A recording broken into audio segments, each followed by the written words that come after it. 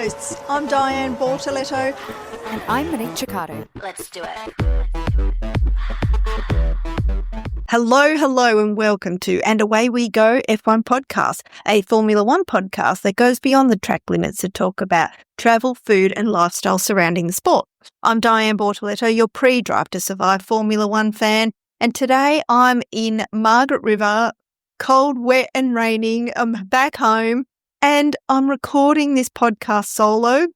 My co-host, Monique Ciccardo, your post-Drive to Survive Formula One fan, is on a cruise in Svalbard in the north of Norway, where she's going to look at polar bears. She's doing kayaking amongst glaciers and floating icebergs. So you can check out all of Monique's travels at Monique Ciccardo on Instagram if you're interested in following along. So today will be a short, sharp episode, an Austrian recap. I'm also pretty excited for anyone that's gone out to see F1 the movie this week, because if you're a new Formula One fan and you've gone out to see the movie and then you've jumped in to watch your first Grand Prix, the Austrian Formula One race, well, weren't you in for a treat? It was a really exciting race. Race 11, the Austrian Grand Prix in Spielberg in Austria. It is the fourth shortest race on the calendar with 10 corners, 7 of them overtaking opportunities, just a 4.32 kilometres long, and the race was 71 laps, shortened to 70 laps because of Carlos Sainz not getting off the start grid. George Russell won here last year. The racetrack also has an elevation of 63.4 metres and 3 DRS zones. So the Grand Prix itself was, well, it was a great race. It was full of action right from the very start. So, poor Carlos Sainz didn't even get off the start line. His car had some sort of issue where he was in first gear, but the car wasn't going. And then during the formation lap, Carlos Sainz ended up getting the car going. He had to go into the pits. There was a delayed start for the race. While his car was in the pits, the rear brakes caught on fire. There were flames and smoke, and he had to retire the car before he even started. So that was a real shame for Williams. Kudos to Lando Norris, who did not participate in free practice 1 on Friday, but he led every other session. He qualified fastest, and he led the race from start to finish. Our boy Oscar Piastri really gave it a red-hot crack. The first 20 laps were so exciting, with both of them fighting wheel to wheel. Oscar trying to overtake with everything that he had, but he just couldn't quite get there. And then they pitted, and the fight continued, but there was some distance. Oscar was just banging it. Honestly, he was just putting in fastest lap after fastest lap, trying to catch Lando. And in the end, he got to pretty close to a second and a half behind Lando, but it just wasn't enough to overtake him before the finish line. So Lando Norris crossed the line first. Oscar Piastri, who qualified in third position, actually finished the race in second. Charles Leclerc from Ferrari, who qualified in second, actually finished in third, which was a really great result for Ferrari, and he was really happy. And Ferrari had bought an upgrade package to this race, and that seemed to pay dividends. Lewis Hamilton in Ferrari qualified fourth and finished fourth. George Russell in Mercedes finished fifth. Liam Lawson in a career best finish in the Racing Bulls. He qualified in sixth position and held on to that and finished in sixth position at the race. Well done to the Kiwi. I know we haven't always been the biggest fans of Liam Lawson. It's taken half a season. It was a rocky start to the season, let's be fair. But this weekend he seems to have found his stride in the car, in the team, and has gotten results. Old boy, Fernando Alonso. So good to see him in the points in the Aston Martin in seventh. And my cousin, Gabriel Bortoletto, 1T, not 2, finished in his career best points finish, first points in Formula One ever, the reigning Formula 2 champion, Gabriel Bortoletto, in the Kick Sauber. finished in 8th. So stoked for him. His teammate, Nico Hülkenberg, finished in 9th after qualifying dead last. Like, he started dead last. So that was a really great result for Nico Hülkenberg. And Esteban Ocon in the Haas finished in 10th. So that's the top 10 of the race. Oliver Behrman, his teammate in Haas, finished 11. Isaac Hadjar and the Racing Bulls, 12. Pierre Gasly in the Alpine in 13th. Lance Stroll, Aston Martin in 14th. Franco Colapinto in the Alpine finished in 15th, and he created some controversy by he was trying to overtake Lance Stroll because it's a short circuit.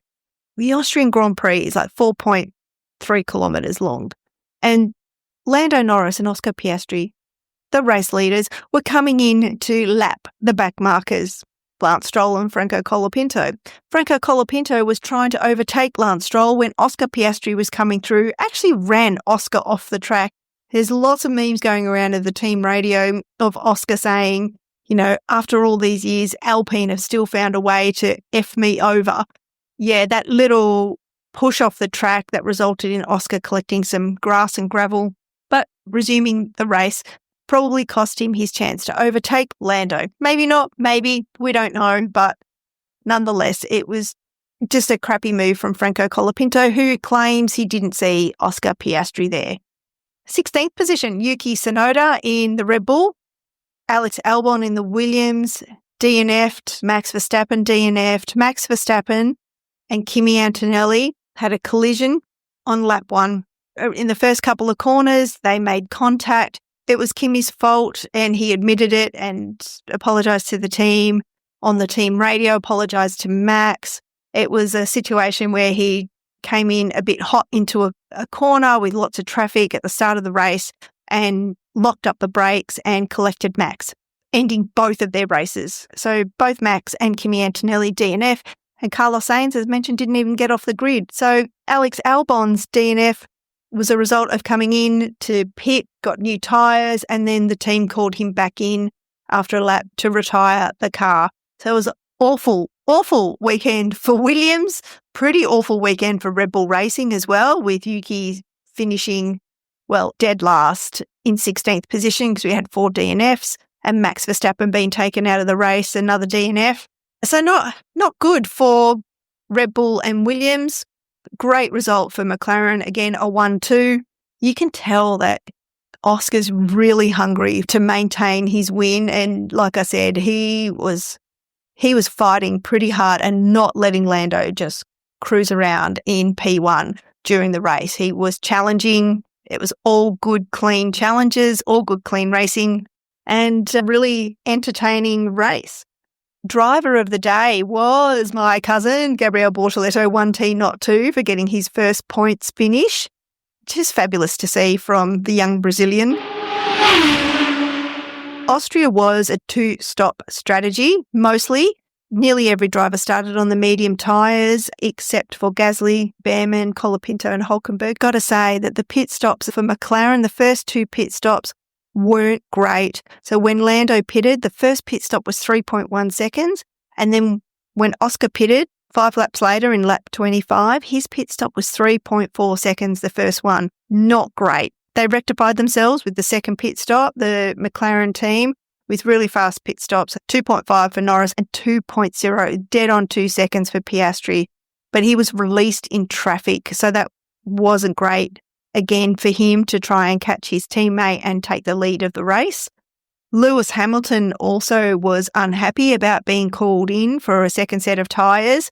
He was on the mediums and on lap 51 of a 70-lap race and asked the team, I want to stay out, don't bring me in. And the team just said, for the optimal race, you've got to come in box, which meant that the gap between Lewis and Leclerc stayed the same. He had no chance of being able to catch Charles and challenge for third place.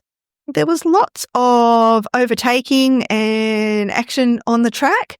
At lap 56, Russell overtook Lawson, moving Lawson into 6th place, and Russell finished in 5th place. It was also interesting that in the last 10 laps of the race, Lando was on the team radio asking his race engineer, I need to find some pace, asking essentially for some coaching. He could see, or maybe he knew or was told of Oscar's lap times. And like I said, Oscar was really pushing hard to try and take the lead. Also really good to see in the last few laps was Bortoleto, who was in 8th place. He was right on the tail of Fernando Alonso, who happens to also be his manager. So he was trying really hard to overtake Fernando to finish in 7th. That didn't happen. Fernando defended well. Bortoleto didn't quite have the pace. And so he finished in 8th place, which is where he qualified. A really, really great result for Bortoleto. Those two congratulated each other. Fernando gave Gabriel a really big hug after the race, which was really lovely to see. So it's interesting to see that 2 years ago was when McLaren brought upgrades. It was at the Austrian Grand Prix, and that really was the turnaround point. It started a new trajectory for the team. They were dead last before that. This weekend, they also had new upgrades. They had new front wings, new front brake ducts, new suspension, and they were just flying. They finished over 20 seconds actually from their nearest rival, which was Charles Leclerc. Yes, it was a career best finish for Liam Lawson in the Racing Bulls, who finished 6th, who finished well ahead of his teammate Isaac Hadjar, who finished in 12th. And in other news, for race 11 for the Austrian Grand Prix, Fred Vasseur, the team principal for Ferrari, left Austria for personal reasons. We don't know what they are, but the deputy team principal, Jerome D'Ambrosio, took the reins and stepped up while Fred Vasseur was away. Let's hope that everything is okay with Fred and whatever is going on, the personal reasons for him not being at the race. It was a really, really hot race. The air temperature was about 30, 31 degrees. Track temperature was over 50 degrees. At some points, I was saying 53 degrees. At the start of the race, Alonso was sitting on the grid before the formation lap saying, I can't tell you how hot my racing seat is. My race seat feels like it's 200 degrees. So it was very hot. Now, we know that the Mercedes cars don't perform well when the car is hot. They perform better for some reason in cool weather, such as Canada last week, where Russell won the race, of course. In other news, the Austrian Grand Prix will remain on the calendar until 2041. And this week is also the week of Female Engineering Week, I believe. And so instead of a celebrity grid walk, maybe there's not so many celebrities in Austria, I'm not sure, but Sky Sports opted to interview women in teams, women that were on the grid, female engineers, ask them a little bit about their career, what they're responsible for, how they got into engineering, and that was really lovely. A nice, I suppose, contrast to Formula One, the movie, which has just been released. I went and saw it. Of course, I couldn't wait. Even though Monique is away on a cruise and won't have a chance to see the movie for another week or so, maybe 2 weeks, I couldn't wait. We had to go see it. I loved nearly everything about it. If you haven't gone to see it, go and see it. Don't wait for it to be on Apple TV. It is worth seeing on the big screen. The racing action, the storyline is all very good. There are some things that could be done a lot better, and some things where Formula One just missed the mark, or the movie rather just missed the mark completely. And I'll save that discussion for Monique. If you're on the fence, should I go see it or not go see it? I don't really like Formula One. Well, do you like flying fighter jets? You've probably seen Mission Impossible. It builds the adrenaline up. It keeps you hooked on the storyline. I found myself cheering for the team. I even actually shed a tear during the film. Yes, it's a bit cheesy in parts. It's Hollywood, but when else are you going to see Formula One on the big screen? You're not. So it is really worth going to the movies for it. It's shot brilliantly. I just walked out of the cinema feeling like I just immediately wanted to go see the film again, and I probably will. Max Verstappen in the Red Bull reigning world champion, his DNF at Austria meant that this ended his 31 race streak of scoring points as a result of Kimi Antonelli locking up on lap 1 and causing a collision with Max Verstappen, which ended both of their races. Kimi Antonelli has a 3-grid penalty for the next race, which is the British Grand Prix. So just having a look at quali, Carlos Sainz didn't make it out of Q1, and neither did Nico Hülkenberg. Carlos Sainz damaged the floor of his car. Liam Lawson made it into Q3 and qualified 6th ahead of Max Verstappen. So again, a career best quali for Liam Lawson. And in Q3, Gasly had a spin right at the end of Q3, which meant that Oscar couldn't get his final run in. He'd already qualified with a time that was good enough to have him start in 3rd, but he might have done better than that, but he didn't get a chance to actually do his flying lap because of Gasly's spin. So in the driver's standing, Oscar Piastri still leads on 216 points. Just 15 points behind is his teammate Lando Norris. And then Max Verstappen, despite a DNF, he is still in 3rd position on 155 points. So there is, maths, 46 points separating Max Verstappen and Lando Norris. In 4th place is George Russell, who's only 9 points behind Max on 146. Then Charles Leclerc in the Ferrari on 119, Lewis Hamilton in 6th, Kimi Antonelli in 7th, Alex Albon in 8th, Esteban Ocon in 9th, and Nico Hülkenberg, top 10 drivers. In the team standings, it's a McLaren show. They're so far ahead, it's hard to imagine anybody catching up. So McLaren are currently on 374 points, nearly double second place Mercedes, who's on 119, then Ferrari on 183, Red Bull on 162. Then there's a bit of a drop with Williams on 55, Haas 28, Racing Bulls equal 28, Aston Martin 22, Kick Sauber 22, and Alpine on just 11 points. And in other news, happy birthday to Nico Rosberg, who turned 40, entering a new decade. Daniel Ricciardo has teamed up with Dabble, and they're giving away a Meet Daniel Ricciardo and Have a Tailgate party. Valtteri Bottas dropped a cheeky clip insinuating that he liked the Cadillac seat. Was that a teaser? Is he driving for Cadillac? Or is that him saying he wants to drive for Cadillac? We're just going to have to wait and see. But check out Valtteri's Instagram it was very cheeky and quite an amusing piece of content. Carlos Sainz Sr. has announced that he is not running for FIA presidency. Carlos Sainz Jr. has said that as a son, he's very happy that his dad's decided not to run for president. But as a Formula One fan, he's a bit sad. As a Formula One fan, I'm a bit sad as well. I thought Carlos Sainz Sr. would have made a great FIA president.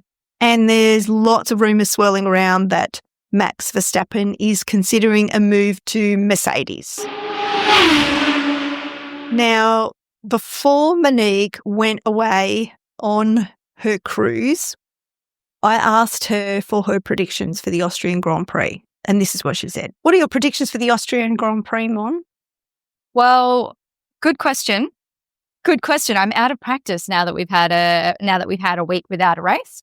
But given we have seen a resurgence in the Ferraris and the Mercedes, and our top teams seem to be taking their turns on the podium, I think I am going to go.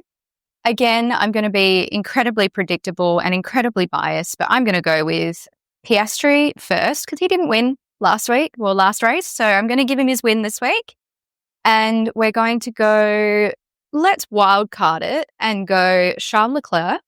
And I am going to put in, let's say, Norris.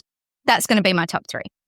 Okay. All right. And my top 3 for Austria are going to be, I'm going to say Piastri. I think Norris is going to try even harder in Austria to do well. And I think he's going to fluff it up again. So I'm not going to put Norris in the top 3. So I'm going to say Piastri, Verstappen, who's always done well in Austria. Oh, I forgot that. Kimi Damn it. And Kimi Antonelli. Yeah, I forgot we're in Austria. Damn it. Otherwise, it's 10%. Okay, fair enough. Good call. Look, can we say like that there's a good chance that there's going to be about 6 of them that could be in that top 3? Which is why it's such a great season, right? Yeah, exactly. So she did quite well, actually. She chose the top 3, but in the wrong order. So she chose Piastri, Leclerc, Norris, and obviously it was Norris, Piastri, Leclerc in the top 3. My top 3 predictions for Austria was so completely off. I said Piastri, Verstappen, and Kimi Antonelli. Now, 2 of those 3 didn't even finish the race, didn't even get past lap 1, and obviously Piastri finished second. Now, one thing about the Austrian Grand Prix that I found out when doing some research is that, look, it's in Spielberg. It's a little town in the mountains, about an hour near, to the closest city by train. So what they've done to help fans with accommodation, every year there's a pop-up tent hotel. So you can book tents where you stay in proper beds, you sleep in proper beds. There's room service. The tents are, they have electricity. It's just a fabulous, sustainable, environmental way of helping fans get accommodation close to the track for the Austrian Grand Prix. Of course, there's also camping, but for people, say like you or me, who might need to fly into Austria to go to the Austrian Grand Prix, you're not going to take all your camping gear on a flight, are you? So this is a great, great, great option. Now, Austria as a destination is The Sound of Music. Yes, it's exactly like that. It's just beautiful. I have only been to Vienna in Austria and travelled through the country on a coach a long time ago. And I remember Vienna being just absolutely beautiful. So Vienna as a city is full of palaces that have intrinsic and grandiose architecture, Baroque style architecture, neoclassical architecture, and palaces such as, I'm going to butcher this, I'm so sorry, the Schönbrunn Palace is really lovely.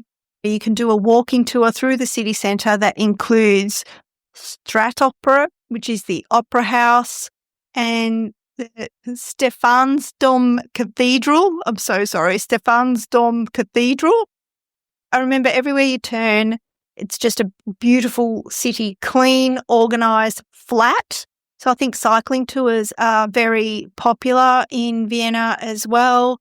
It's a place that I would really, really, really like to go back to. Now, Silverstone's coming up next weekend, the British Grand Prix, which is always such a great Grand Prix to watch. So again, any new fans that have watched F1 the movie that want to get into the sport, if they tune into the British Grand Prix, I'm hoping that they're in for a great race, which is what it's been for the last 2 years, just super entertaining with lots of action on track.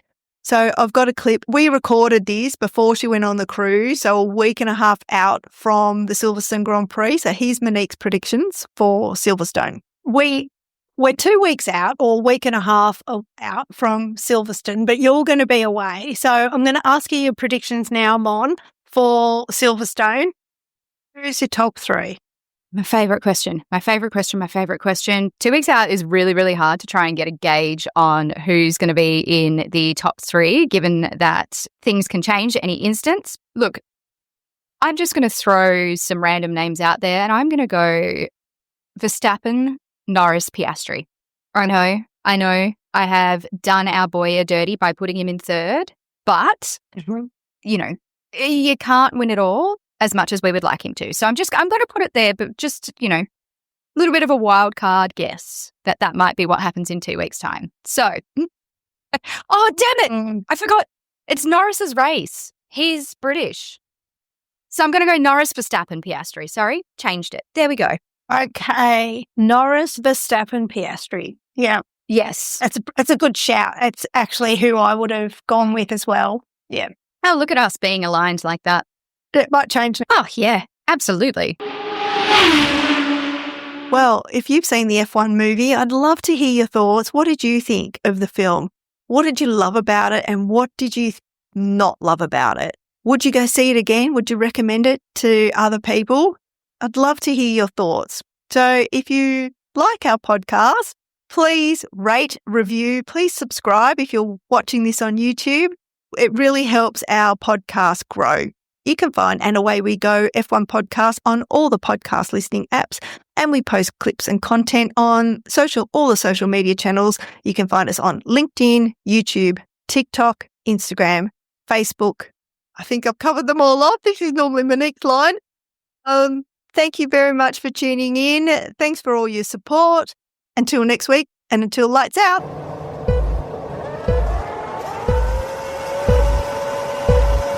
It's lights out and away we go. And Away We Go podcast is produced by Diane Bortoletto and Monique Ciccato. Let's do it.